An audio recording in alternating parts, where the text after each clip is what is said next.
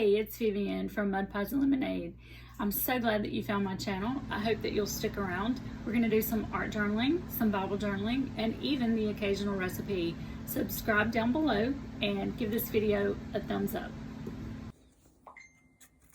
Okay, so to start with, all I did was took a green watercolor and went over my entire page with green watercolor. Now I've got this little piece off of a paper towel roll, and I'm just going to go around and make little slits about halfway up.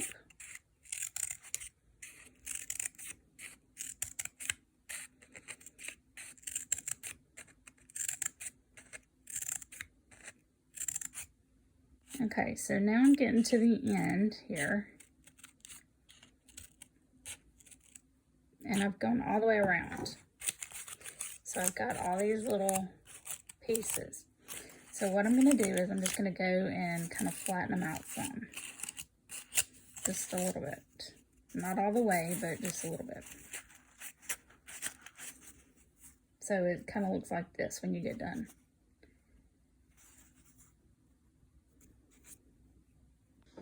Now over to the side I have a paper plate and I just have some white paint. I just use some acrylic paint. And I'm just going to let that go around some.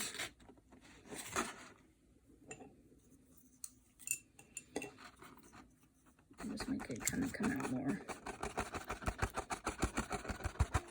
Okay, so now what I'm going to do with that is I'm going to dip the part that I've already flattened out. Going to dip that down into the paint. Just get paint all over the edges of it. It can be in different lengths because this is going to make your flower. Okay, so then you're just going to take it and use it as a stamp. Just like that. Then you'll make another. And if you need to come back to the paint, come back to your paint and just dab it all on there.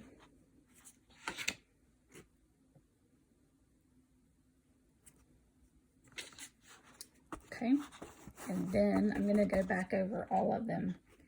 Doesn't matter if they're in the same spot. It actually will give it dimension if they're not exactly right over each other.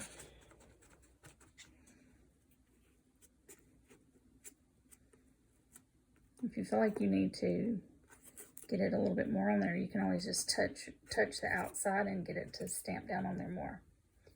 Okay. Then we'll get this one done some more.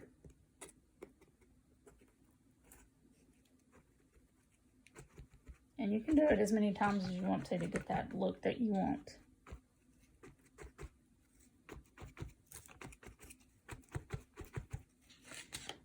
There we go. So get that part done.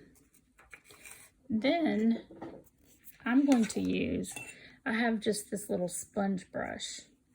But you can use any kind of cap or anything that you want to use. But what I'm going to do is I'm not going to go all the way around. I don't want it all the way in the middle. I just want the outside edge of it done. So I'm just going to paint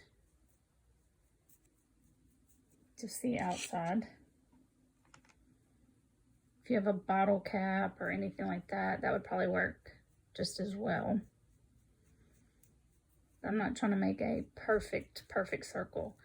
Just want to get this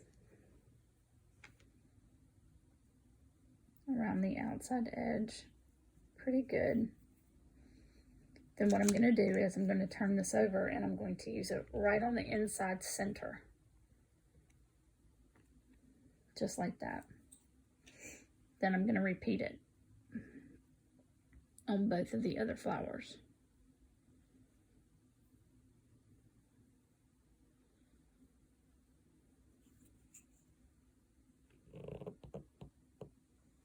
And you'll notice that they're not the same. They're not fully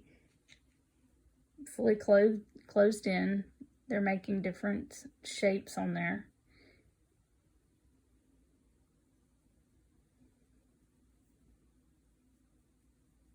And I don't know about you, but I remember growing up and grabbing the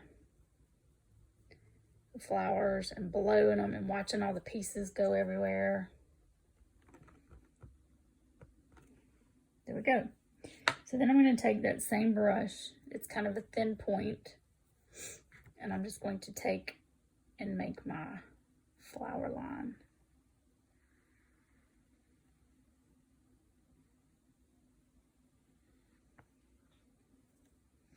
Some of this is still a little bit wet, so you may need to make sure that your paint is dry because it's just soaking in my paint.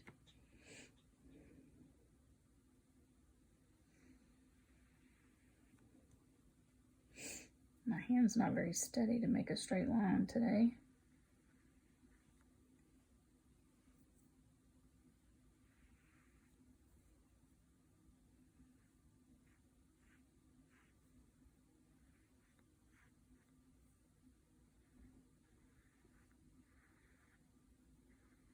Okay, so there we have it. That is our flowers for the day.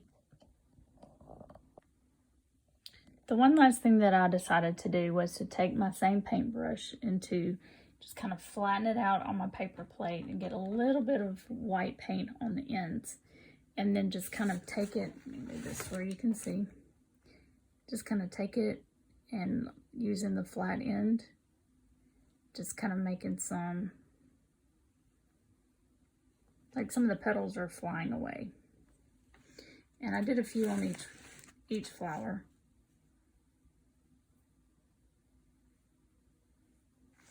Now I wasn't worried about making mine too realistic because realistically they would have all been blowing the same direction, but I just had them coming off of each flower just a little bit. So if you want them to be more realistic, then you can use them going all the same direction. So, but that is what my flowers look like so far. And here is the finished product.